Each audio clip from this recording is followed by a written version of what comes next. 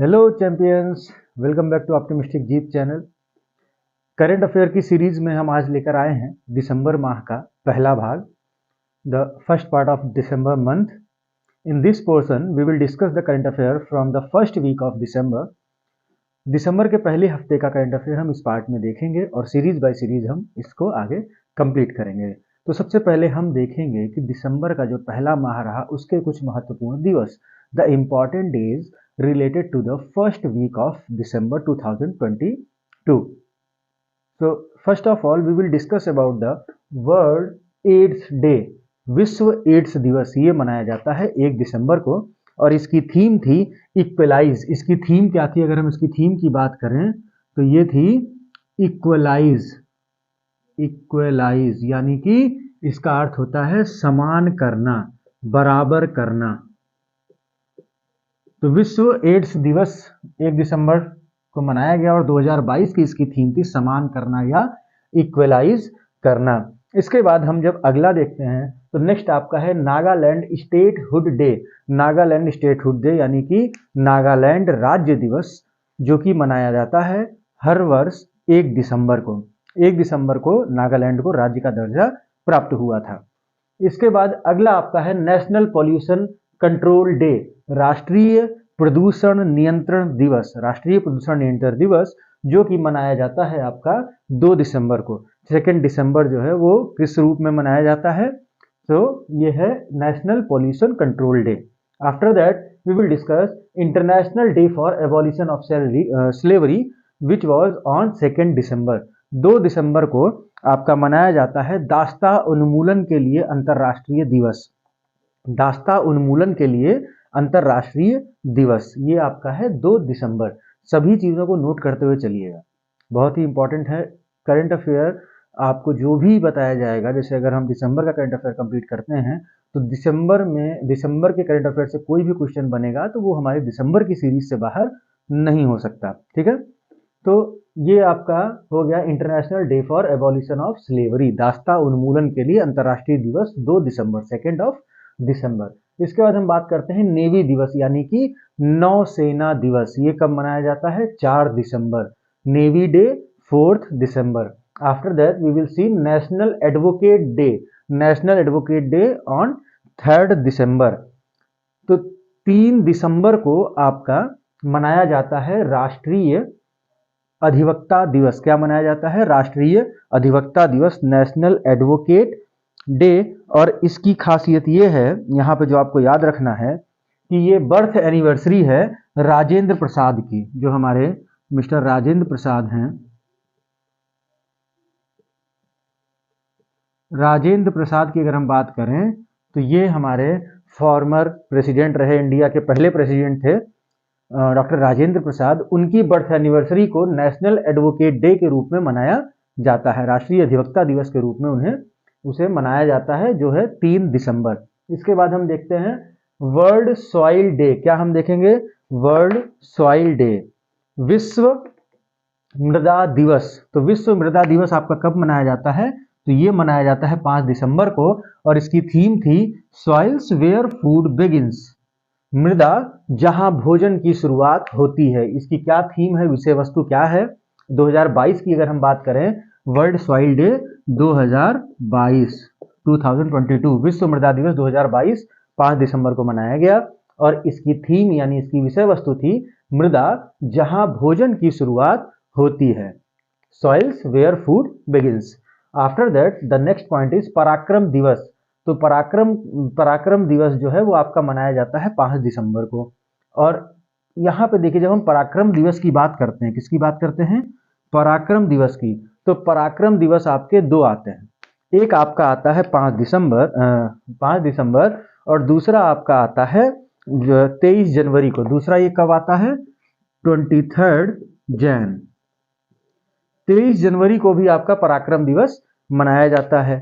तो इसको कैसे आपको याद रखना है? तो देखिए, जो 5 दिसंबर का है वो बैटल ऑफ लोंगेवाला के लिए है और जो 23 जनवरी का है, जो आपका 23 जनवरी को मनाया जाता है on the occasion of birth anniversary of Subhash Chandra Bose. Subhash Chandra Bose ji के जन्म दिवस के उपलक्ष्य में मनाया जाता है 23 जनवरी को पराक्रम दिवस। यहां तक क्लियर है?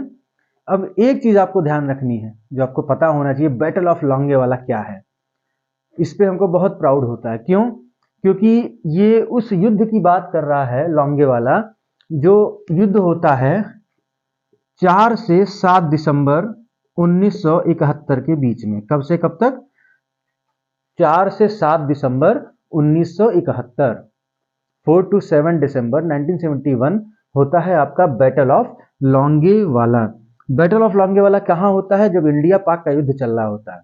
तो जो आपका राजस्थान में एक जगह है लोंगेवाला, राजस्थान में क्या है एक जगह लोंगेवाला, वहां पर 100 से 120 इंडियन सोल्जर्स थे। वहां पे जो चेक पोस्ट थी, जहां वो चौकी थी, वहां पे इंडियन आर्मी के केवल 100 से 120 जवान थे और उन पर हमला होता है पाकिस्तानी सेना का। उस सेना में, पाकिस्तान की उस सेना में लगभग 2.5 से 3 हजार जवान पाकिस्तानी और 30 से 40 टैंक थे, और इधर भारत की तरफ से मात्र 120 लोग थे। तो इस भीषण संघर्ष में भी जो भारत के जो सोल्जर्स थे, जो भारत के सैनिक थे, उन्होंने दृढ़ता पूर्वक वहां पे सामना किया और उस युद्ध को जीता। जो बैटल ऑफ लोंगेवाला है, आप मतलब ये बहुत स्ट्रेंज चीज है कि इंडिया के 100 से 120 सोल्जर्स और पाकिस्तान के 2 से 3 हजार सोल्जर्स, वो भी 30 से 40 टैंक के साथ में, इधर तो टैंक भी नहीं थे, उसके बावजूद India won the battle of Longewala. It is the most proud movement in the history, in my opinion. तो ये जो लोंगेवाला का युद्ध था, इसको याद रखने के लिए, इसकी स्मृति में 5 दिसंबर को पराक्रम दिवस मनाया जाता है। ये चीज आपको क्लियर है। और जो 23 जनवरी को मनाया जाता है, तो वो सुभाष चंद्र बोस जी का बर्थ एनिवर्सरी की बात करता है। किसकी बात करता है? सुभाष चंद्र बोस की जो बर्थ एनिवर्सरी थी, ये उसकी बात करता है। ठीक, 23 जनवरी का पराक्रम दिवस एग्जाम में अगर आता है तो उसमें लोंगेवाला या सुभाष चंद्र बोस, दोनों में से कोई ना कोई एक चीज दी होगी। आपको ये नहीं सोचना है कि आंसर क्या करना है। और अगर कोई चीज नहीं दी होगी तो फिर ऑप्शन में या तो आपका ऑप्शन होगा 5 दिसंबर या फिर आपका ऑप्शन होगा 23 जनवरी। इसके अलावा और कोई ऑप्शन उसमें नहीं दिया होगा। इसके बाद हम जब आगे बढ़ते हैं तो अगला हमारा है गीता जयंती या गीता महोत्सव। क्या है? गीता जयंती या गीता महोत्सव। ये कब मनाया जाता है? तो ये 3 दिसंबर को इस बार मनाया गया है। एक्चुअल में ये चूंकि एक हिंदी दिवस है, तो ये हिंदी जो माह होता है उनके हिसाब से ये पड़ता है। तो 2022 में ये रहा 3 दिसंबर को। उस दिन था एक जो शुक्ल पक्ष है उसकी एकादशी थी। शुक्ल पक्ष की एकादशी को गीता जयंती या गीता महोत्सव मनाया जाता है, जो कि 2022 में रहा 3 दिसंबर को। ठीक है, 3 दिसंबर को 2022 में ये मनाया गया। इसके बाद हम देखते हैं इंटरनेशनल चीता डे, अंतरराष्ट्रीय चीता दिवस। तो ये कब मनाया जाता है? ये मनाया जाता है 4 दिसंबर, यानी कि 4 दिसंबर को। और अगर हम चीता की बात करें तो भारत ने चीता कहाँ से मंगवाया है? तो भारत ने मंगवाया है नामीबिया से। कहाँ से मंगवाया है? नामीबिया से भारत ने चीता जो है वो इंपोर्ट किया था, मंगाया था।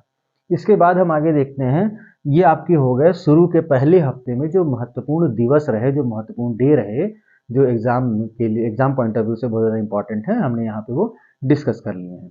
इसके बाद हम देखते हैं डेथ की बात अगर हम करते हैं, तो जब हम डेथ की बात करते हैं तो डेथ में सबसे पहले नाम आता है झरना दास का। किसका नाम आता है? झरना दास। तो झरना दास जो थे वो ओडिया फिल्म एक कलाकार थे। कौन थे? ओडिया फिल्म कलाकार, जाने माने ओडिया फिल्म कलाकार, यानी जो ओडिया फिल्म थी उनके ये जाने माने कलाकार थे। He was the veteran Odia film actor who झरना दास, who died in December 2022. After that, the next point is Dominic Lapierre. Dominic Lapierre. Dominic Lapierre. अगर हम इनकी बात करें तो ये थे फ्रांस के। कहाँ के थे? ये थे फ्रांस के। डोमिनिक लैपियर कहाँ के थे? फ्रांस के थे। और ये थे फेमस ऑथर, ठीक है, जाने माने लेखक, प्रसिद्ध है एक ये लेखक थे। कौन? Dominique Lapierre. इसके बाद हम देखते हैं कोचू प्रेमन। क्या नाम है? कोचू प्रेमन। तो ये थे वेटरन मलयालम एक्टर, ठीक है, वेटरन मलयालम एक्टर, जाने माने मलयालम ये कलाकार थे, ठीक है, अभिनेता थे, मलयालम अभिनेता थे कोचू प्रेमन, जिनकी अभी डेथ हुई दिसंबर के फर्स्ट वीक में। इसके बाद हम देखते हैं जियांग जेमिन। क्या देखते हैं? जियांग जेमिन, ये थे former president of China. Jiang Zemin कौन थे? चाइना के पूर्व प्रेसिडेंट थे, ठीक है, former president of China, died in first week of December 2022। Jiang Zemin हमने देखा। इसके बाद हम देखते हैं विक्रम एस किर्लोस्कर। क्या हम देखते हैं? विक्रम एस किर्लोस्कर। तो इनकी अभी हाल ही में डेथ हुई है और ये थे टोयोटा किर्लोस्कर मोटर, जो टोयोटा किर्लोस्कर मोटर है उसके वाइस चेयरपर्सन थे। कौन थे? टोयोटा किर्लोस्कर मोटर के वाइस चेयरपर्सन। तो ये आपके हो गए महत्वपूर्ण दिवस, इंपॉर्टेंट डेज, और इसके साथ ही साथ कुछ इंपॉर्टेंट डेथ की अगर हम बात करें जो दिसंबर 2022 में होती है। इसको नोट डाउन करिए और हम आगे बढ़ते हैं। और अगर आप लोगों को ये वीडियो अच्छी लग रही होगी तो प्लीज़ वीडियो को लाइक करिएगा और भी लोगों को शेयर करिए। हम लगातार इस सीरीज़ को आगे ऐसे ही बढ़ाते रहेंगे। फिलहाल इसको आप लोग नोट डाउन करिए। नोट कर ही लिया होगा अभी तक।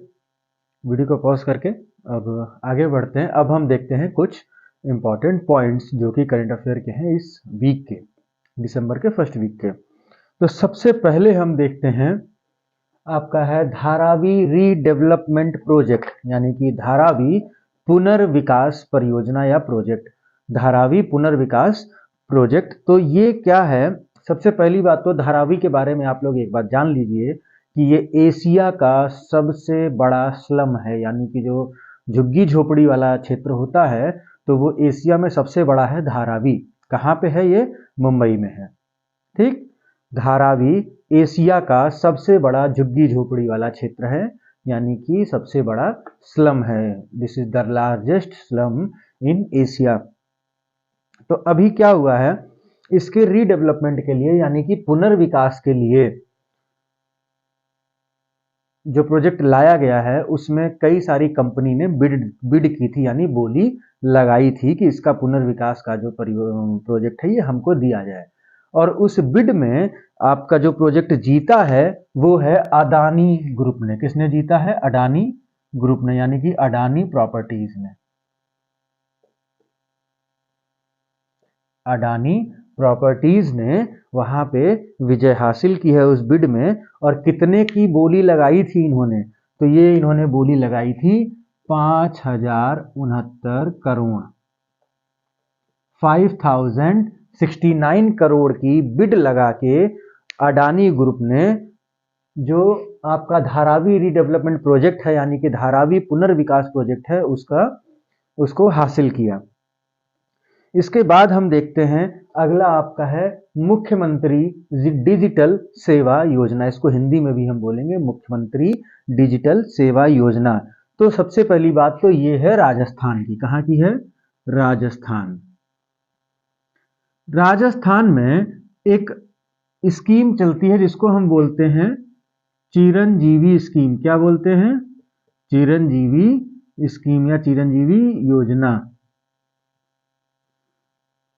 इसी का नाम है मुख्यमंत्री डिजिटल सेवा योजना। चिरंजीवी योजना का नाम ही है मुख्यमंत्री डिजिटल सेवा योजना। ये कहाँ की है? तो ये है राजस्थान की, ठीक है। जब ये राजस्थान की है तो इसके बारे में हमको जानना जरूरी है कि ये स्कीम में क्या चीजें हैं, क्योंकि नाम आपको जानना केवल जरूरी नहीं है, और भी चीजें आपको जाननी होगी। तो सबसे पहली बात तो इसमें आपको 2 प्रकार के बीमे की बात की जाती है। इसमें 2 इंश्योरेंस हैं, यानी कि बीमा। एक आपका हेल्थ बीमा यानी कि स्वास्थ्य बीमा है, ठीक है, और दूसरा आपका एक्सीडेंटल बीमा है। एक्सीडेंट यानी कि स्वास्थ्य बीमा और दुर्घटना बीमा, ये 2 बीमा इसमें दिए जाते हैं। अगर कोई लेता है तो हेल्थ बीमा में आपको मिलते हैं 10 लाख रुपए, ठीक है, और एक्सीडेंट बीमा यानी कि दुर्घटना बीमा में, एक्सीडेंट इंश्योरेंस में आपको मिलते हैं 5 लाख रुपए, ठीक है। तो आपका एक एक्सीडेंटल इंश्योरेंस होगा 5 लाख का और एक आपका हेल्थ इंश्योरेंस होगा 10 लाख का। तो ये 2 इंश्योरेंस होते हैं इसमें। और इसमें एक चीज और ऐड कर लीजिएगा कि जो भी परिवार को, जो भी परिवार ये इंश्योरेंस लेता है, यानी कि जो भी परिवार चिरंजीवी स्कीम या फिर मुख्यमंत्री डिजिटल सेवा इस योजना में शामिल होता है, उस इंश्योरेंस को लेता है, तो उसके घर से किसी एक महिला को फ्री मोबाइल प्लस इंटरनेट मिलता है। ठीक है, फ्री मोबाइल और फ्री इंटरनेट दिया जाता है एक महिला को उस परिवार से जो रजिस्टर्ड होगा मुख्यमंत्री डिजिटल सेवा योजना। मुख्यमंत्री डिजिटल सेवा योजना है आपकी राजस्थान की, इसी का नाम है चिरंजीवी योजना, चिरंजीवी स्कीम। यहां तक कोई डाउट आप लोगों को नहीं होना चाहिए। इसके बाद हम आगे देखते हैं, फिर है आपका ग्लोबल माइनॉरिटी इंडेक्स। क्या है? ग्लोबल माइनॉरिटी इंडेक्स, यानी कि वैश्विक अल्पसंख्यक सूचकांक, वैश्विक अल्पसंख्यक सूचकांक 2022। तो इसमें क्या रहा?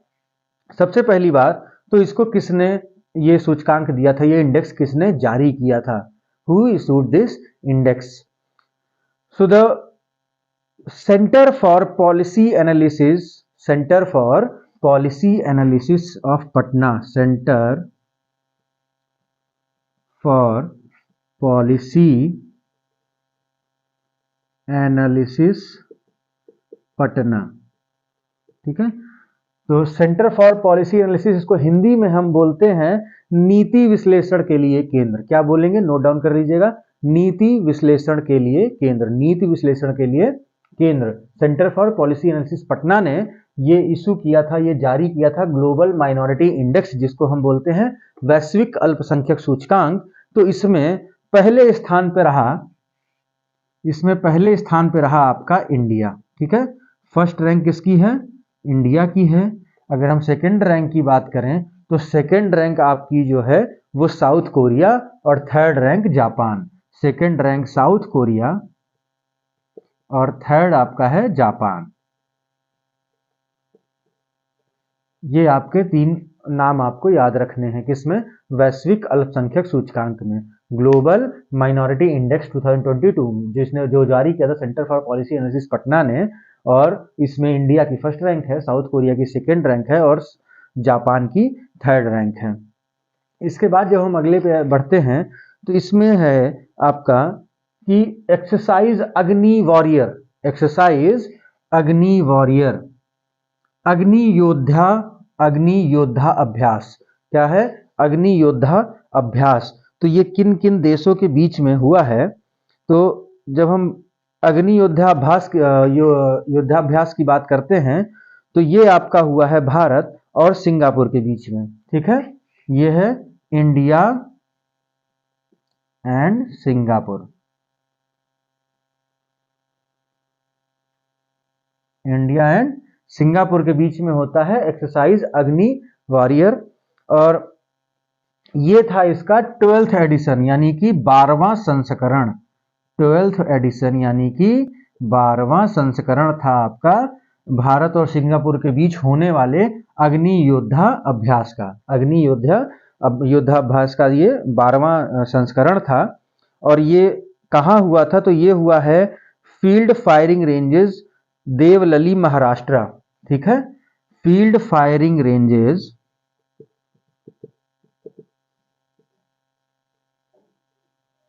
देवलली महाराष्ट्र, यानी महाराष्ट्र की देवलली छावनी में हुआ है। कहां हुआ है? महाराष्ट्र की देवलली छावनी में हुआ आपका अग्नि योद्धा अभ्यास। जो अग्नि योद्धा अभ्यास था वो हुआ है आपका देवलली छावनी में। और देवलली छावनी के बारे में एक बात और जान लीजिए जो बहुत ही इंपॉर्टेंट है कि ये छावनी भारत की सबसे साफ छावनी थी। ठीक है, भारत की सबसे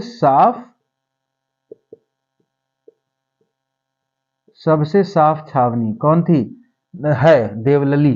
तो देवलली फायरिंग रेंज जो है वो इंडिया की क्लीनेस्ट फायरिंग रेंज है। और ये कहाँ पे है? तो ये आपकी है महाराष्ट्र के नासिक में। कहाँ है?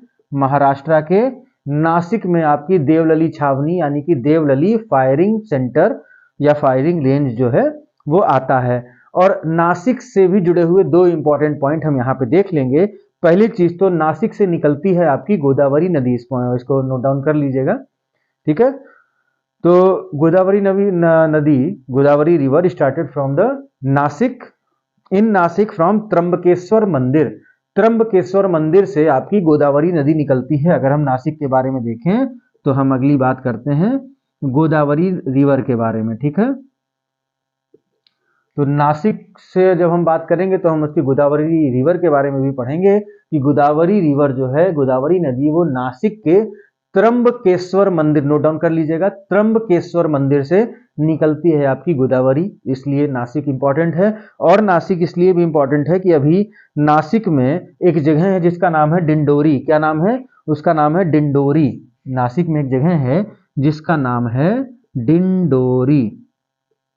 डिंडोरी में अभी क्या हुआ कि डिंडोरी में हाल ही में भारत की पहली प्राइवेट एग्रीकल्चर मंडी, यानी कि भारत की पहली प्राइवेट कृषि मंडी जो है वो लगाई गई। कहाँ पे? डिंडोरी में, ठीक है। इसीलिए ये डिंडोरी जो जगह थी वो न्यूज में रही। तो आपसे एग्जाम में डिंडोरी भी पूछ सकता है कि हाल ही में खबरों में रही जगह जिसका नाम डिंडोरी है, वो क्यों हाल ही में डिंडोरी किस लिए खबरों में रहा, ठीक है। Why Dindori was in news in the recent time?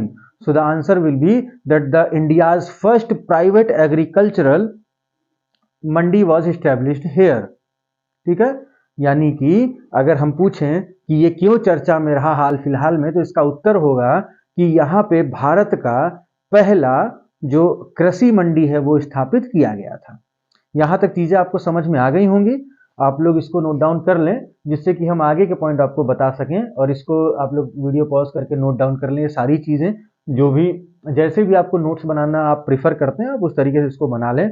लेकिन ये बहुत ही इंपॉर्टेंट है, एक भी पॉइंट आपको इसमें छोड़ना नहीं है। सॉरी, इसको नोट डाउन कर लीजिए पॉज करके वीडियो। अब हम आगे बढ़ते हैं। अगली हम बात करेंगे वो है बिड फॉर पोर्ट्स, यानी कि जो पत्तन है, पत्तन समझते हैं ना, जहाँ पे जहाज, पानी वाले जहाज आते हैं रुकते हैं, उनके लिए जगह होती है, प्रॉपर उनको बनाया जाता है। कुछ कृत्रिम पत्तन होते हैं, कुछ नेचुरल यानी कि प्राकृतिक पत्तन होते हैं, मतलब कुछ ऐसे पत्तन होते हैं जो बनाए जाते हैं, कुछ ऐसे होते हैं जो प्राकृतिक तौर पे बने हुए होते हैं, ठीक है। पोर्ट्स दो टाइप के होते हैं, एक नेचुरल पोर्ट्स होते हैं, एक आपके आर्टिफिशियल पोर्ट्स होते हैं, जहाँ पे बोट्स को लाया जाता है और वो रुकती हैं। उनका एक हिसाब से आप समझिए पार्किंग कह सकते हैं, स्टैंड कह सकते हैं, रुकने की जगह कह सकते हैं, तो उनको हम पोर्ट्स बोलते हैं, समुद्र के किनारों को, ठीक है। और उन पोर्ट्स के लिए बिडिंग होती है, उन पोर्ट्स के डेवलपमेंट के लिए अभी हाल ही में बोली लगाई गई थी। और वो बोली किसने जीती है, कितने रुपए में जीती है, और कौन कौन से पोर्ट्स थे जिनकी बोली लगाई गई थी, कौन कौन से ऐसे पत्तन थे जहां पे बोली लगाई गई थी। सबसे पहले जब हम देखते हैं बिड फॉर पोर्ट्स, तो जब हम बिड फॉर पोर्ट्स की बात कर रहे हैं तो सबसे पहला आपके पोर्ट का नाम आता है कराईकल पोर्ट। किसका नाम आता है? कराईकल पोर्ट, कराईकल पत्तन। इसके बाद अगला नाम आपका आता है Krishnapatnam, Krishnapatnam port. Note down किए रहिएगा हर एक चीज। कृष्णापत्तनम पोर्ट। अगला आपका है गंगावरम पोर्ट, अगला आपका है गंगावरम पोर्ट। नेक्स्ट आपका है गंगावरम पोर्ट के बाद में विजिंगम पोर्ट। क्या है? विजिंगम पोर्ट। और नेक्स्ट आपका है ताजपुर पोर्ट। क्या है? ताजपुर पत्तन, ताजपुर पोर्ट। अब इसमें कौन कौन कहां कहां है? तो कराईकल आपका है पुदुचेरी में, कराईकल आपका है पुदुचेरी में, इसको नोट कर लीजिएगा। सभी नाम एग्जाम में कोई भी एक उठा के पूछ सकता है। और आपका ये दोनों आपके आते हैं आंध्र प्रदेश में। कौन से? कृष्णापत्तनम पोर्ट और गंगावरम पोर्ट, ये आपके आते हैं आंध्र प्रदेश में। विंजिंगम पोर्ट आता है आपका तिरुवनंतपुरम में, और आपका ताजपुर पोर्ट आता है ईस्ट मिदनापुर बंगाल, यानी कि पूर्वी मिदनापुर बंगाल में आता है आपका ताजपुर पोर्ट। विंजिंगम पोर्ट आपका आता है तिरुवनंतपुरम में। कहाँ आता है? तिरुवनंतपुरम में। ये चीजें आपको याद रखनी है। इन पोर्ट पे बिडिंग की गई थी, यानी कि उनके डेवलपमेंट के लिए कुछ कंपनियों ने बोलियां लगाई थी। और इसमें कौन जीता है वो, इसमें तो इसमें आपके जीते हैं अडानी। अडानी ग्रुप जो है उसने ये बोली जीती है, जो अडानी प्रॉपर्टीज है, अडानी ग्रुप है, जिसको हम बोलते हैं Adani ports and SEZ. Adani ports and SEZ, SEZ मतलब special economic zone, special economic zone, SEZ विशिष्ट आर्थिक क्षेत्र आपका जो होता है ये होता है सेज। तो अडानी पोर्ट्स एंड सेज जो है उसने बोली लगाई थी, और कितने की लगाई थी, 1200 करोड़ की। कितने की, 1200 करोड़। छोटी मोटी बात नहीं करते लोग भैया, बड़ी बड़ी बातें करते हैं। 1-2 करोड़ की बात ही नहीं होती है, 100-200 भी नहीं, हजारों में बात होती है। तो 1200 करोड़ की बोली लगाई किसने, अडानी पोर्ट्स एंड सेज ने। और उसने इन सभी पोर्ट्स के डेवलपमेंट का, इन सभी पोर्ट्स के मेंटेनेंस का जो काम था वो इतनी बोली लगाकर, 1200 करोड़ की बोली लगाकर उसको हासिल किया। ये हो गया आपका बिड फॉर पोर्ट्स के बारे में। इसके बाद आपका है इक्विलिब्रियम लूनर अर्थ पॉइंट 6U स्पेसक्राफ्ट। क्या है, इक्विलिब्रियम लूनर अर्थ पॉइंट 6U स्पेसक्राफ्ट। इसको शॉर्ट में बोलते हैं इक्विलियस। क्या बोलते हैं, इक्विलियस। और इसके अगर हम हिंदी देखें तो इसकी हिंदी है संतुलन चंद्र बिंदु। ये देखिए यहां पे ये हो गया संतुलन, लूनर मतलब चंद्रमा, ठीक है, चंद्र पृथ्वी बिंदु 6U यानी 6U अंतरिक्ष यान। क्या है, फिर से एक बार इसको नोट डाउन कर लिए, दोबारा बोल दे रहा हूं। संतुलन चंद्र पृथ्वी, संतुलन चंद्र पृथ्वी बिंदु 6U अंतरिक्ष यान, ठीक है। इक्विलिब्रियम लूनर अर्थ पॉइंट 6U स्पेसक्राफ्ट। तो ये अभी हाल ही में न्यूज में रहा। तो ये कहां, किसकी पहल है, किसका इनिशिएटिव है, तो ये इनिशिएटिव है जापान की। ये है जापान की जो स्पेस एजेंसी की अगर हम बात करें, जिसका नाम है Japan aerospace exploration agency. Japan aerospace exploration agency, ठीक है। इसको हम बोलते हैं जाका, जाक्सा।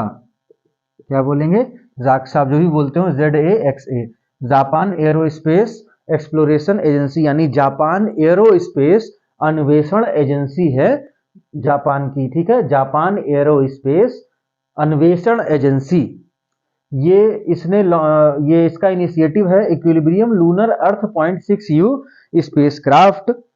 तो ये आपको याद रखना है, ठीक है। ये किसका इनिशिएटिव है। अब जब हम इसकी बात कर रहे हैं तो हम इसके साथ 2 पॉइंट हम और देखेंगे। अभी इससे पहले जापान की इस एजेंसी ने एक लॉन्च किया था, एक स्पेस मिशन लॉन्च किया था, जिसको हम बोलते हैं हायाबुसा मिशन। क्या बोलते हैं, हायाबुसा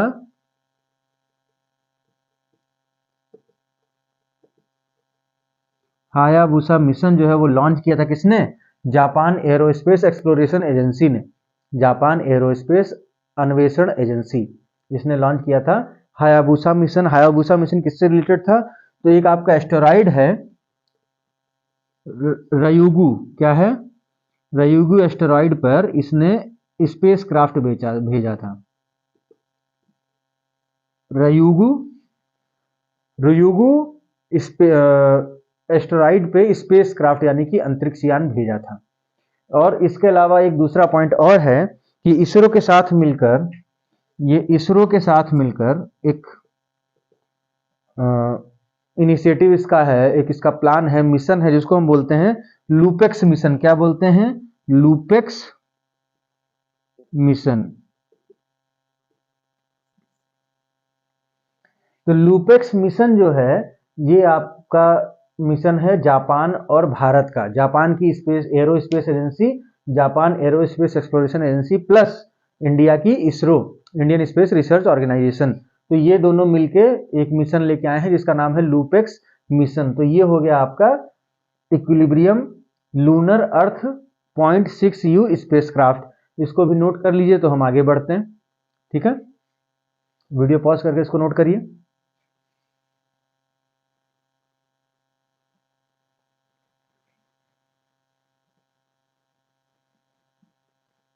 तक नोट कर लिया होगा आप लोगों ने। तो अब हम आगे देखेंगे कि क्या है इकोनॉमिक डेवलपमेंट कोऑपरेटिव फंड और ये न्यूज में क्यों रहा। आर्थिक विकास सहयोग कोष, तो अभी भारत और साउथ कोरिया ने, किसने, इंडिया एंड साउथ कोरिया, इन्होंने साइन किया अभी, ठीक है, इन्होंने अभी साइन किया ईडीसीएफ लोन के लिए, ईडीसीएफ लोन के लिए, ठीक है, ईडीसीएफ लोन के लिए साइन किया इंडिया और साउथ कोरिया ने। EDCF means economic development cooperative fund, आर्थिक विकास सहयोग कोष, उसके लोन पे साइन किया है इंडिया और साउथ कोरिया ने। और कितने का ये लोन है, अप्रोक्सीमेटली 1500 करोड़, यानी 1495 करोड़। इसमें क्या है, इस प्रोजेक्ट में अगर हम बात करें जिसके लिए ये लोन पास हुआ है, तो इंडिया और साउथ कोरिया मिलके एक इंटेलिजेंट ट्रांसपोर्ट सिस्टम बना रहे हैं। क्या बना रहे हैं, इंटेलिजेंट ट्रांसपोर्ट सिस्टम, ठीक है, इंटेलिजेंट ट्रांसपोर्ट सिस्टम यानी कि बुद्धिमान परिवहन प्रणाली जो है उसका निर्माण कर रहे हैं इंडिया और साउथ कोरिया। और कहां पे कर रहे हैं, Nagpur Mumbai super communication expressway project में, ठीक है, Nagpur Mumbai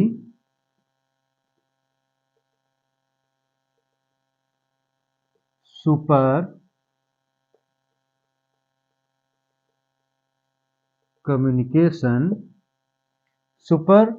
communication expressway project.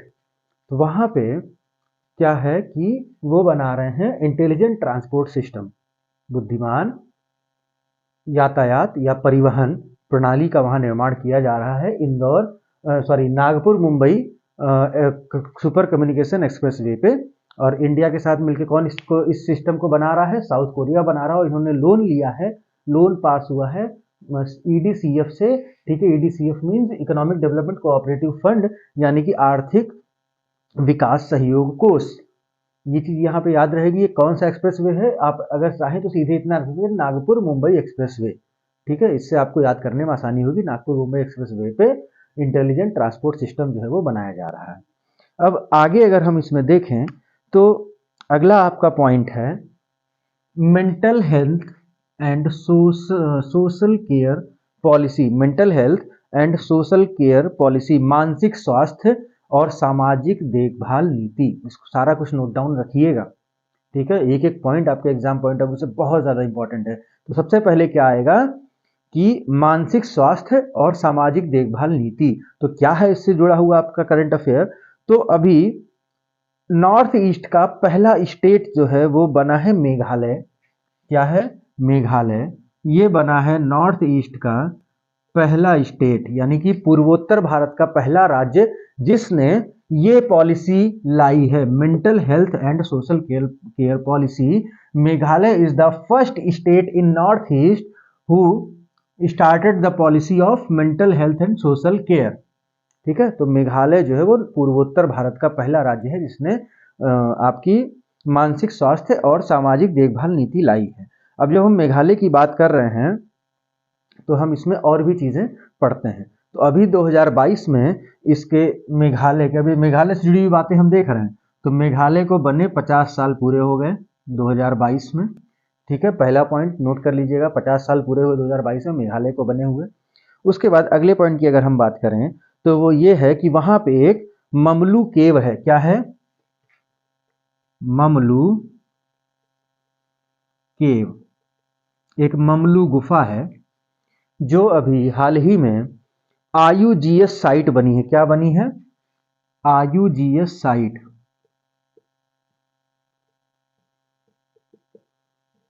आईयूजीएस site क्या होता है, तो सबसे पहले हम देखेंगे कि आईयूजीएस का मतलब क्या होता है। तो आईयूजीएस आपका है international union for geological science, international union for geological science, यानी कि भूवैज्ञानिक विज्ञान के लिए अंतरराष्ट्रीय संघ, भूवैज्ञानिक विज्ञान के लिए अंतरराष्ट्रीय संघ है IUCN, और उसकी ये साइट बना है ममलू केव। याद रहेगा, ममलू केव कहाँ है आपका, मेघालय में है। और मेघालय से जुड़ी हुई एक न्यूज है कि वहां पे अभी नॉर्थ ईस्ट ओलंपिक हुए थे। क्या हुए थे, अभी जो रिसेंट आपके नॉर्थ ईस्ट ओलंपिक हुए हैं वो कहाँ हुए हैं, मेघालय में हुए हैं। अभी जो हाल ही में नॉर्थ ईस्ट ओलंपिक हुए हैं मेघालय के शिलोंग में। कहाँ हुए हैं, मेघालय के शिलोंग में। शिलोंग आपका मेघालय में है, और वहां पे हुए हैं अभी पूर्वोत्तर ओलंपिक। जो पूर्वोत्तर ओलंपिक है वो होते हैं शिलोंग में। और इसमें इस ओलंपिक में टॉप किया था आपके मणिपुर ने। किसने टॉप किया था, मणिपुर ने टॉप किया था नॉर्थ ईस्ट ओलंपिक में। और 2023 के नॉर्थ ईस्ट ओलंपिक कहाँ होंगे, अगर हम बात करें नॉर्थ ईस्ट ओलंपिक के 2023 के संस्करण की, तो ये हुए थे नागालैंड, ये होंगे नागालैंड में। कहाँ होंगे, नागालैंड में आपके होंगे 2023 के पूर्वोत्तर ओलंपिक। तो यहां तक आप लोग इसको नोट डाउन कर लें, जिससे कि हम आगे की चीजें आपको और भी बता सकें। वीडियो पॉज करके इसको नोट कर लीजिएगा और अपने हिसाब से नोट जरूर बना लीजिएगा। अब आगे बढ़ते हैं, थोड़ा सा सीरियस होकर आपको करंट अफेयर पढ़ना होगा, क्योंकि एग्जाम में सबसे ज्यादा आजकल के समय में सबसे ज्यादा अगर हम देखें तो आपका फायदा करंट अफेयर में है, क्योंकि उससे सबसे ज्यादा क्वेश्चन आते हैं। और अगर आपने उसको सीरियसली पढ़ लिया तो आप एग्जाम क्वालिफाई कर लेंगे इजिली। कोई भी एग्जाम हो, करंट अफेयर के दम पे आप बहुत इजिली उसको क्वालिफाई कर सकते हैं। ठीक है, तो उसको आपको जरूर से ध्यान दे लेना है। तो जब हम आगे बढ़ते हैं तो अगली आपकी न्यूज है एक्सरसाइज सुदर्शन प्रहार और शत्रुनाश। क्या है, सुदर्शन प्रहार अभ्यास और शत्रुनाश अभ्यास। तो ये एक्सरसाइज हुई सुदर्शन प्रहार अभ्यास और शत्रुनाश अभ्यास, यानी एक्सरसाइज सुदर्शन प्रहार एंड शत्रुनाश। तो ये अभी हुई है आपके राजस्थान में। कहाँ हुई है, राजस्थान में। ये हुई है राजस्थान में। और इसमें आपके जो इंडियन आर्मी के सुदर्शन चक्र कॉर्प्स थे, यानी कि सुदर्शन चक्र सैनिक थे, जो हमारा सुदर्शन चक्र सैन्य बल है, उसने ये अभ्यास किया था। ठीक है, तो किसने किया था ये अभ्यास, इंडियन आर्मी सुदर्शन चक्र कॉर्प्स, इंडियन आर्मीज सुदर्शन चक्र कॉर्प्स, यानी कि जो सुदर्शन चक्र सैनिक थे भारत के यहाँ, उन्होंने ये अभ्यास किया एक्सरसाइज सुदर्शन प्रहार एवं शत्रुनाश। इसके बाद अगला आपका जो इंपॉर्टेंट करंट अफेयर है वो है कीरित पारिख कमेटी, यानी कीरित पारिख समिति। तो ये समिति किस लिए बनी है, तो ये समिति बनी है गैस प्राइसिंग फॉर्मूला के लिए। किसके लिए बनी है, गैस प्राइसिंग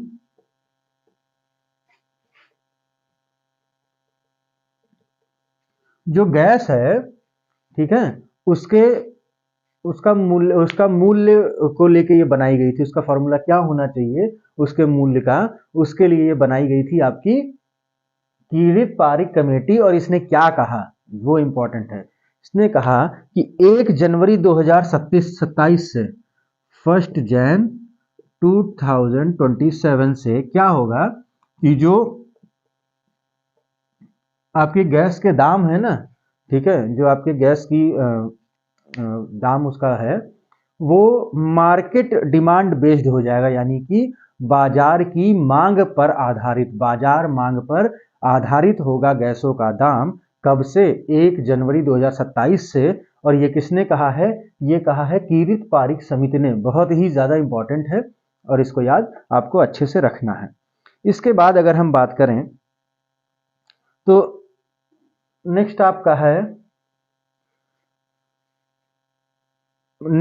है बगुएट ब्रेड। क्या है, बगुएट ब्रेड, इसको सही कर लीजिएगा, बगुएट रोटी। ये बगुएट रोटी एक होती है और ये आपकी है फ्रांस की। कहां की है, फ्रांस की। बगुएट रोटी आपकी फ्रांस की है और इसको अभी हाल ही में चुना गया intangible cultural heritage of humanity. इसको चुना गया इंटेंजिबल, क्या चुना गया इसको? Intangible cultural, intangible cultural heritage of humanity, heritage of humanity, यानी कि मानवता की अमूर्त सांस्कृतिक धरोहर, मानवता की अमूर्त सांस्कृतिक विरासत आप कह सकते हैं, धरोहर कह सकते हैं, वो अभी हाल ही में उस लिस्ट में, जो ये लिस्ट है उसमें शामिल किया गया। फ्रांस का बगुएट रोटी, फ्रांस की बगुएट ब्रेड, इसको शामिल किया गया। अगर हम देखें कि intangible cultural heritage in India, Bharat की या भारत में जो आपकी सांस्कृतिक जो अमूर्त विरासत हैं वो कौन कौन सी हैं, तो उनमें सबसे वो 14 है कुल, ठीक है। वो कितनी है? 14 है, 14 है। उनमें सबसे लेटेस्ट आपकी दिसंबर 2021 में बनी है, जिसको हम कहते हैं दुर्गा पूजा। अगर हम इंडिया की बात करें, अगर हम इस लिस्ट में इंडिया की बात करें तो टोटल कितनी है, कितनी चीजें आती हैं इसमें? 14 आती हैं। और अगर हम लेटेस्ट की बात करें तो वो है दुर्गा पूजा। क्या है?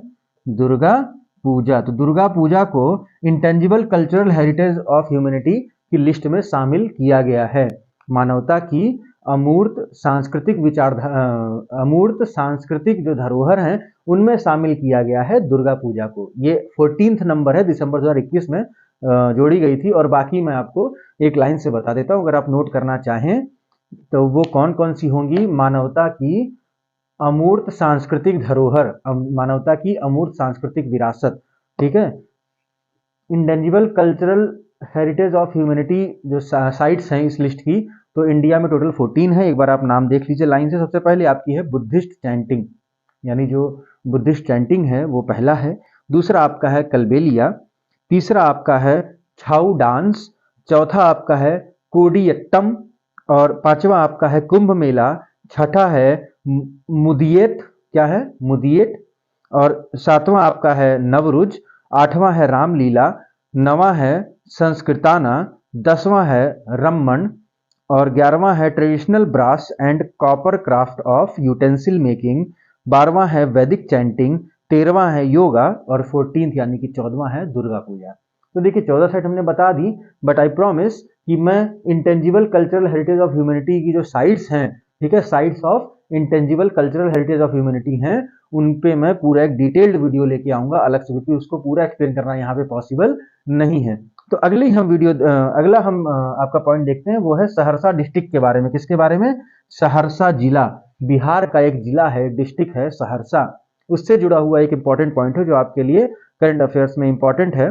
तो वो है कि ये डिक्लेयर हो गया है बिहार का पहला पेपरलेस यानी कि ई ऑफिस, ठीक है, बिहार का पहला पेपरलेस डिस्ट्रिक्ट, पेपरलेस डिस्ट्रिक्ट यानी कि ई ऑफिस, ये बिहार का पहला पेपरलेस डिस्ट्रिक्ट हो गया है।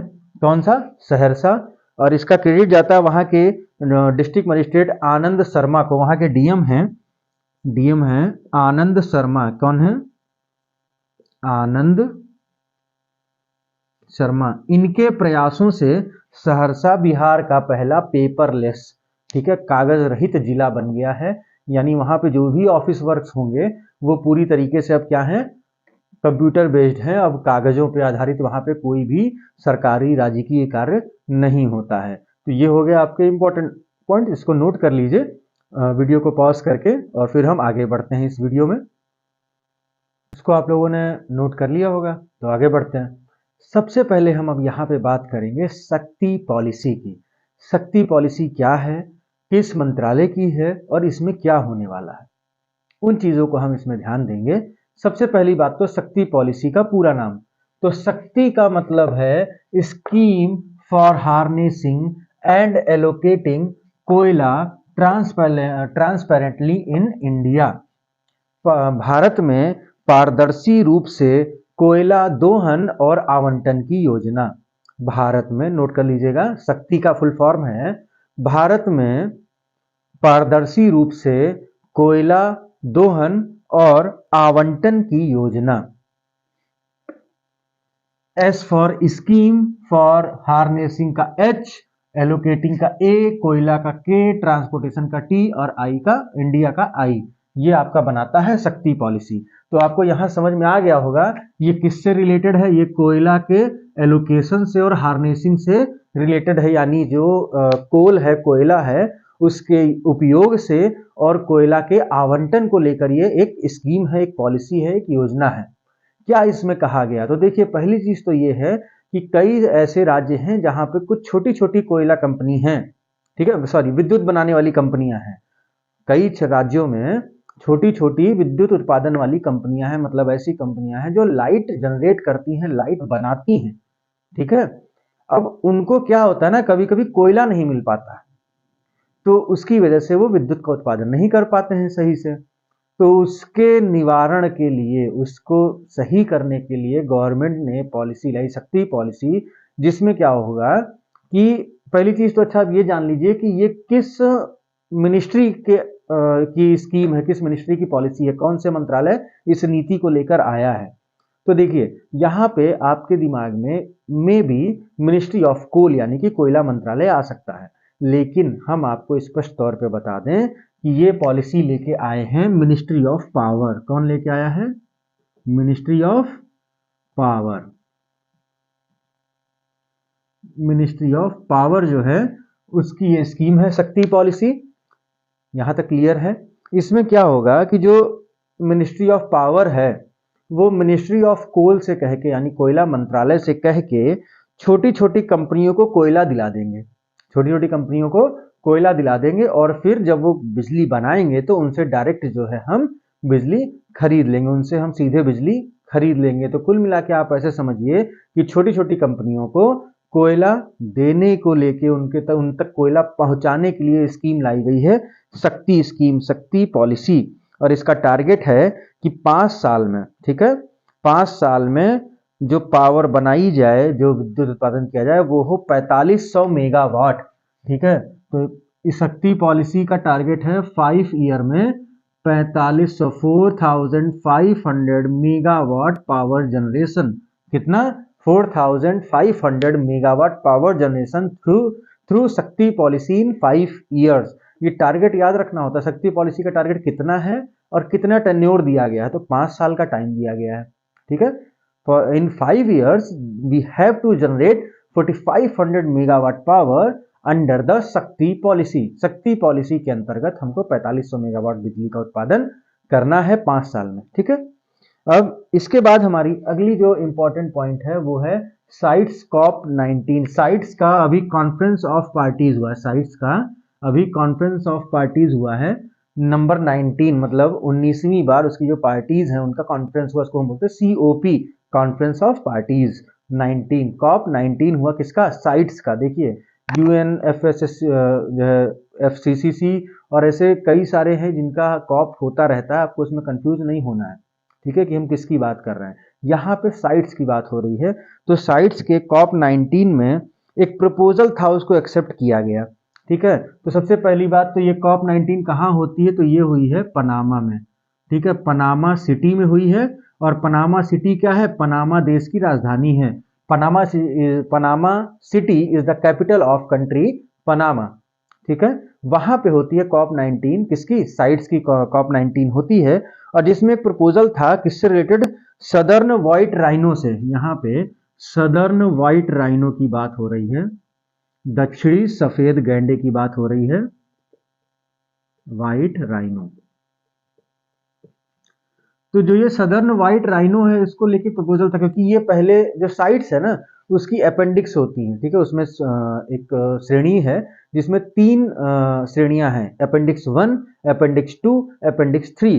अपेंडिक्स 1 में जो भी प्रजातियां या जो भी स्पीसीज हैं जो शामिल होती हैं उनको बहुत ज्यादा प्रोटेक्शन दी जाती है, ठीक है, क्योंकि वो संकटग्रस्त होती हैं, मतलब उनके वजूद को लेके खतरा होता है।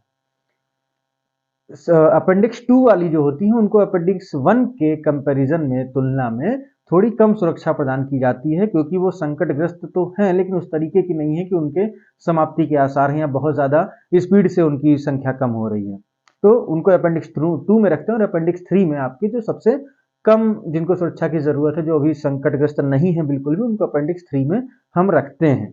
तो अभी तक जो आपका सदर्न व्हाइट राइनो था वो था आपका अपेंडिक्स 1 में, साइड्स की अपेंडिक्स 1 में हुआ करता था। उसको लेके प्रपोजल दिया गया कि उसको इतनी सुरक्षा की जरूरत नहीं है और उसको हम अपेंडिक्स 2 में डाल देते हैं, और कॉप 19 में साइट्स की ये प्रपोजल एक्सेप्ट कर लिया गया।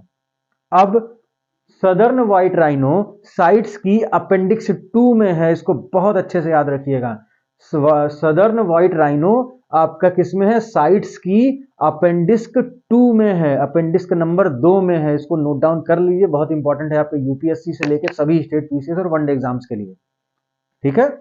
तो ये हो गया आपका सदर्न व्हाइट राइनो की साइट्स को लेके इसमें क्या बात की गई है। अब ये आप इसके बारे में एक बात और जान लीजिए कि IUCN जो है वो कई सारी लिस्ट, एक रेड लिस्ट जारी करता है, आपको पता होगा ना, जिसमें वो थ्रेटेंड मतलब संकटग्रस्त और ऐसे कई सारी श्रेणियों में विभाजित करते हैं।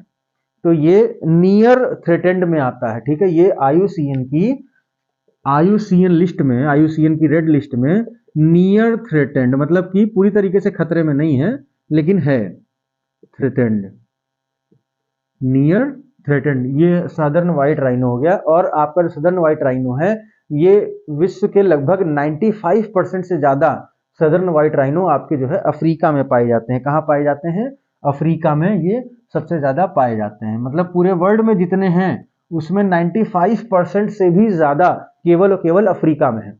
अफ्रीका जो आपका यहाँ पे, अफ्रीका आपको पता ही होगा, कोई देश नहीं अफ्रीका, यहाँ महाद्वीप की बात कर रहे हैं, कॉन्टिनेंट की बात कर रहे हैं। तो वहां पे पूरे विश्व के 95% जो है वो ये सदर्न व्हाइट राइनो यानी जो सफेद गैंडे होते हैं ये पाए जाते हैं। इसके बाद हम बात करते हैं वोल्केनो माउना लोआ के बारे में। वोल्केनो माउना लोआ, वोल्केनो माउना लोआ, तो ज्वालामुखी है माउना लोआ। यहाँ पे 38 साल बाद, कितने साल बाद, 38 साल बाद जो है यहाँ पे इरप्शन हुआ है, ठीक है। ज्वालामुखी में उद्गार हुआ है कितने साल बाद, 38 सालों के बाद में। कौन सी वोल्केनो है, क्या नाम है, वोल्केनो का नाम है माउना लोआ, माउना लोआ।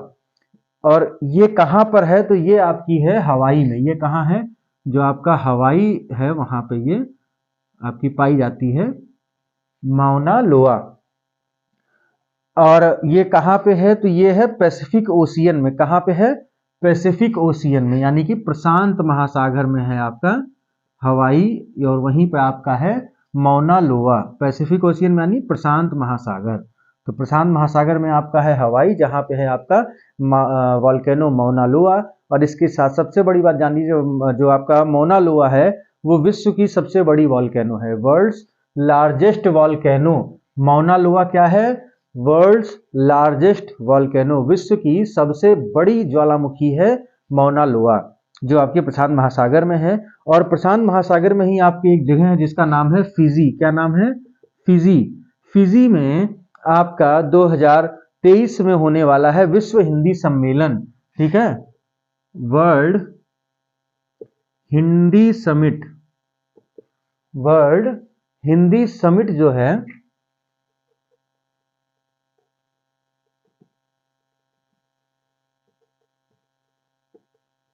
समिट कब का, 2023 का, ये आपका होगा फिजी में। कहाँ होगा, फिजी में। फिजी जो आपका प्रशांत महासागर में है वहां पे वर्ल्ड हिंदी समिट, विश्व हिंदी सम्मेलन होगा 2023 में। और यहीं पे हवाई में ही एक और वोल्केनो है जिसका आपको नाम याद रखना है, उसका नाम है किलावेया। किलावेया क्या है, यहाँ पे हवाई में ही आपकी एक वोल्केनो है किलावेया, किलाविया, ठीक है। किलाविया आपकी एक वोल्केनो है, ज्वालामुखी है, कहाँ पे है, हवाई में है। इसके अलावा भी हाल ही में कुछ और ज्वालामुखी है जहाँ पे उद्गार हुआ, कुछ और वोल्केनिक इरप्शंस हुए, उनके हम नाम देख लेते हैं। तो सबसे पहले आपको नोट करना है सिवेलुच, ठीक है। सिवेलुच जो है आपका है वो रसिया में है, ठीक है।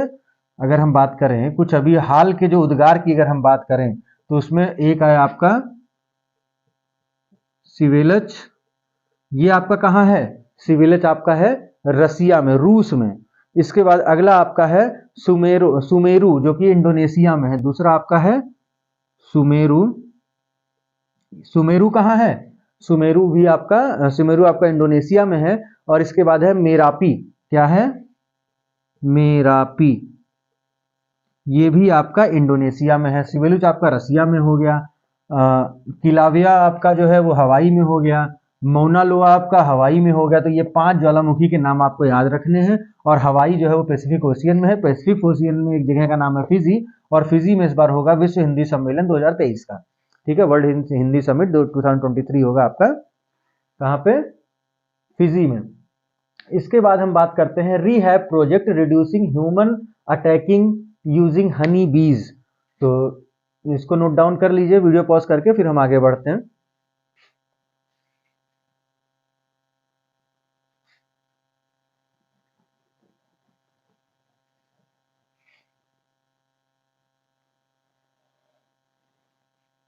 तो ये है रीहैब प्रोजेक्ट। क्या है? रीहैब प्रोजेक्ट, इस नाम से आपको याद रखना है, रीहैब प्रोजेक्ट। इसमें क्या होगा, जैसे ये उन क्षेत्रों के लिए लाया गया है ये प्रोजेक्ट जहां पे जो आपके हाथी हैं, हाथी और इंसानों में आए दिन भिड़ा, मतलब एक टकराव होता था, जिसमें हाथी कई सारे, काफी संपत्ति का नुकसान होता था, मनुष्यों को भी काफी नुकसान होता था, मतलब जान माल का काफी नुकसान हुआ करता था हाथियों से। तो इसका निवारण करने के लिए एक प्रोजेक्ट लाया गया, रीहैब प्रोजेक्ट। और इसमें क्या कहा गया कि जो है हम क्या करेंगे ना, मधुमक्खी के छत्तों का प्रयोग करेंगे। मतलब मधुमक्खी जो होगी, हाथी जो है वो मधुमक्खियों से बहुत दूर भागते हैं, तो मधुमक्खी का प्रयोग हम करेंगे किसके लिए? हाथियों के इंटरफेरेंस से बचने के लिए हम करेंगे मधुमक्खियों का प्रयोग। यहां तक आपको चीजें समझ में आ रही हैं? तो ये कहां लाया गया है सबसे पहले ये प्रोजेक्ट? तो ये प्रोजेक्ट लाया गया है चौसला ऑफ नैनीताल डिस्ट्रिक्ट, उत्तराखंड। एक गांव है चौसला, एक गांव है विलेज चौसला, कहां पे? नैनीताल में, नैनीताल उत्तराखंड। यहां पे एक है आपका चौसला, और वहां पे लाया गया rehab project reducing human attacking using Honey बीज। अब यहाँ पे हम बात कर रहे हैं चौसला की, जहाँ पे ये प्रोजेक्ट आया, ये नैनीताल में है। अब यहाँ पे एक चीज और ध्यान दें, नैनीताल की बात हो रही है तो हम आपको बताना चाहेंगे कि अभी तक जो उत्तराखंड है ना, उत्तराखंड का हाई कोर्ट था नैनीताल में। कहाँ था? नैनीताल में। अभी वो शिफ्ट होने वाला है हल्द्वानी में। कहाँ शिफ्ट हो रहा है? हल्द्वानी में। तो उत्तराखंड का हाई कोर्ट अब कहाँ जा रहा है? हल्द्वानी। अभी तक उसका हाई कोर्ट कहाँ था? नैनीताल में था। ठीक है, ये इंपॉर्टेंट था नैनीताल के दृष्टिकोण से, तो हमने आपको बताया उत्तराखंड के लिए। और अब यहाँ पे चूंकि बात हो रही है हाथी की, तो हाथी की बात हो रही है तो सबसे पहले ये जान लीजिए कि जो एलिफेंट है वो 3 राज्यों का स्टेट एनिमल है। स्टेट एनिमल है कि कहाँ कहाँ का स्टेट एनिमल है, मतलब कि राजकीय पशु है 3 राज्यों का। कौन से हैं वो 3 राज्य? कर्नाटका, केरल और झारखंड। कर्नाटक, केरल और झारखंड। यहाँ का राष्ट्रीय पशु है, सॉरी राजकीय, यानी कि राज्य का जो पशु है, राजकीय पशु जिसको बोलते हैं, तो वो है एलिफेंट। क्या है?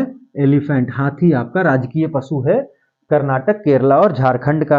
और जो ये योजना लेके आया है वो कौन लेके आया है? तो वो है khadi and village industries commission. कौन लेके आया है ये योजना? खादी एंड विलेज,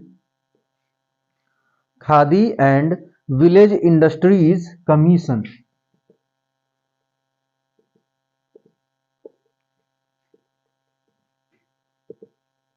KVIC, यानी कि खादी ग्रामोद्योग आयोग जो है, खादी ग्रामोद्योग आयोग कमीशन, KVIC, ये लेके आया है रीहैब प्रोजेक्ट। और ये जो KVIC है ये किसके अंडर में आता है? MSME मंत्रालय के अंदर में, ministry of MSME ministry of MSME के अंतर्गत आता है। और इसके मिनिस्टर कौन है? नारायण राणे। एमएसएमई के मिनिस्टर हैं नारायण राणे। नारायण राणे आपके एमएसएमई मंत्री हैं। एमएसएमई मंत्रालय के अंतर्गत कार्य करता है केवीआईसी, जिसका पूरा नाम है खादी विलेज इंडस्ट्रीज कमीशन, यानी कि खादी ग्रामोद्योग आयोग। ठीक है, केवीआईसी। और ये लेके आया है रीहैब प्रोजेक्ट। रीहैब प्रोजेक्ट का मतलब है reducing human attacking using Honey बीज, मधुमक्खियों के उपयोग से मानव पर आक्रमण को घटाना। ठीक है, मनुष्यों पर आक्रमण को घटाना, ये है आपका रीहैब प्रोजेक्ट। इसके बाद हम देखते हैं अगला पॉइंट है Incovacc intranasal vaccine. Incovacc intranasal vaccine. तो देखिए जो आपकी ये वैक्सीन है ये बनाई है भारत बायोटेक ने। किसने बनाई है? भारत बायोटेक ने।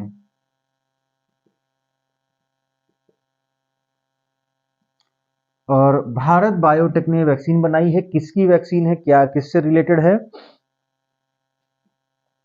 तो देखिए ये तो पहली बात तो वही है कि कोविड से जुड़ी हुई है। ठीक है, कोविड की ये वैक्सीन है और ये इंट्रानेजल है। इस बात पे ध्यान दीजिएगा, इंट्रानेजल मतलब इसको नाक से हम ले सकते हैं। ठीक है, और जो दो हम डोज लेते हैं ना वैक्सीन की, और तीसरी जो आपकी बूस्टर डोज होती है, तो इसमें इन दोनों को आप ले सकते हैं। मतलब वो दोनों प्राइमरी जो आपकी हैं और जो आपकी बूस्टर है जिसको हम हेट्रोलोगस बूस्टर डोज कहते हैं, उसका भी अप्रूवल इसको मिल गया है। यानी कि दो डोज जो आपकी प्राइमरी हैं और बूस्टर डोज, ये सभी आप डोज नाक से ले सकते हैं।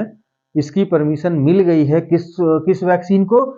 इनकोवैक। क्या नाम है? इनकोवैक। और ये वैक्सीन किसने बनाई है? तो ये वैक्सीन बनाई है भारत बायोटेक ने। अब भारत बायोटेक के बारे में देख लेते हैं।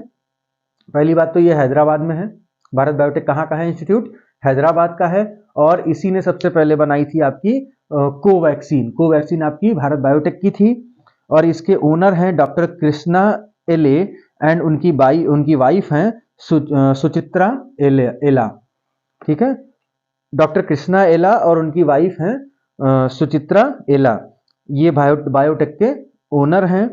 और इसके बाद हम देखते हैं अगला आपका जो पॉइंट है वो है वर्ल्ड्स फर्स्ट साइंस डॉक्यूमेंट्री इन संस्कृत। ये याद रखिएगा, संस्कृत में ये डॉक्यूमेंट्री है। दुनिया की पहली वैज्ञानिक डॉक्यूमेंट्री है संस्कृत में। अभी तक संस्कृत में कोई वैज्ञानिक डॉक्यूमेंट्री नहीं बनी थी। तो क्या है ये, न्यूज में क्यों रही? पहली बात तो खुद में इंपॉर्टेंट है कि ये संस्कृत में बनी है। फिर अभी हाल ही में न्यूज में आई क्योंकि ये अभी जो 53rd IFFI हुआ था, international film festival of India हुआ था। ठीक है, IFFI इंटरनेशनल फिल्म फेस्टिवल हुआ कहाँ पे? गोवा में। ठीक है, international film festival of India ये हुआ गोवा में। और यहाँ ये कौन सा संस्करण था? 53rd। कौन सा एडिशन था ये? 53rd 53वां संस्करण था IFFI का। और इसमें एक पहली जो संस्कृत में डॉक्यूमेंट्री साइंस की है वो चलाई गई, स्क्रीन पे आई, और उसका नाम था यानम। क्या नाम था? इसका नाम है यानम या यनम, जो आप याद करना चाहें, यानम। तो ये किस पे आधारित थी? तो ये थी बेस्ड मंगलयान पर। किस पर बेस्ड है यानम? ये है आपकी मंगलयान पर बेस्ड। और ये डॉक्यूमेंट्री किस लैंग्वेज में है? संस्कृत लैंग्वेज में है। ठीक है, मंगलयान से रिलेटेड थी ये। और ये एक बुक पर बनी है। बुक का नाम है माया डाइसी। क्या नाम है बुक का? ये एक बुक पे बनी है और बुक का नाम है माया डाइसी। और माया डाइसी जो बुक है उसके ऑथर हैं के राधा कृष्णन। क्या है, कौन है इसके ऑथर? के राधा कृष्णन। के Radha Krishnan is the author of book Maya dicey. और इस बुक पर बनी है आपकी साइंस डॉक्यूमेंट्री यानम। और जो लैंग्वेज उसकी कौन सी? संस्कृत। और वो अभी IFFI के 53rd एडिशन जो गोवा में हुआ उसमें उसको स्क्रीन प्ले किया गया था। यहां तक चीजें क्लियर हैं।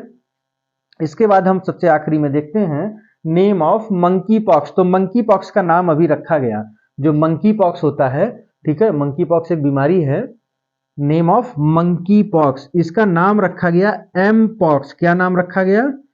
M pox. ठीक है, मंकी पॉक्स का नाम क्या रखा गया है? M pox. और इसकी जो मेडिसिन है उसका नाम है, एम पॉक्स की मेडिसिन का इम्वानेक्स। क्या है? इम्वानेक्स। इसकी अगर हम मेडिसिन की बात करें तो वो है इम्वानेक्स। इम्वानेक्स जो है वो मंकी पॉक्स की मेडिसिन है, और ये बनाई है डेनमार्क की कंपनी बेवेरियन नॉर्डिक्स ने। इसको बनाया है बेवेरियन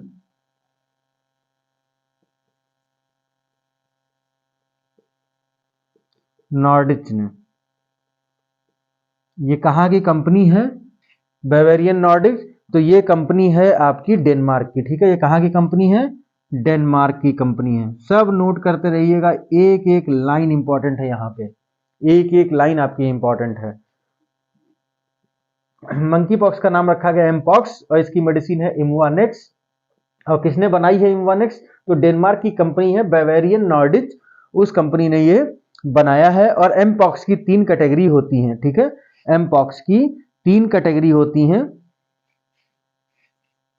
पहली कैटेगरी होती है क्लैड्स 1, क्लैड फर्स्ट, फिर है क्लैड सेकंड ए, और फिर है क्लैड्स सेकंड बी। ये 3 कैटेगरी हैं आपकी मंकी पॉक्स की। तो इसके साथ ही आपका वीडियो का ये जो दिसंबर 2022 का करंट अफेयर है उसका एक हिस्सा जो है, एक पार्ट वो कंप्लीट होता है। मोस्ट प्रोबेबली 6 से 8 पार्ट में हम आपके पूरा दिसंबर का करंट अफेयर कंप्लीट करेंगे। अगर आपको एक एक पॉइंट समझ में आया हो, आपको चीज़ें अच्छी लगी हो, तो प्लीज़ वीडियो को लाइक करिए, अपने और भी दोस्तों से इसको शेयर करिए, और चैनल को सब्सक्राइब नहीं किया तो चैनल को सब्सक्राइब जरूर कर दीजिएगा। बाकी मिलते हैं आपसे नेक्स्ट वीडियो में। वीडियो को पॉज करके आप एक बार, मैं स्क्रीन से हट रहा हूँ, इस वीडियो को आप पॉज करके पूरी डिटेल अगर नोट करना चाहते हैं, वैसे तो मेरे ख्याल से बोलते बोलते आप लोगों ने नोट कर लिया होगा, फिर भी अगर आप नोट करना चाहते हैं तो वीडियो पॉज करके नोट कर लीजिए। मिलते हैं आपसे नेक्स्ट वीडियो में। Thank you so much.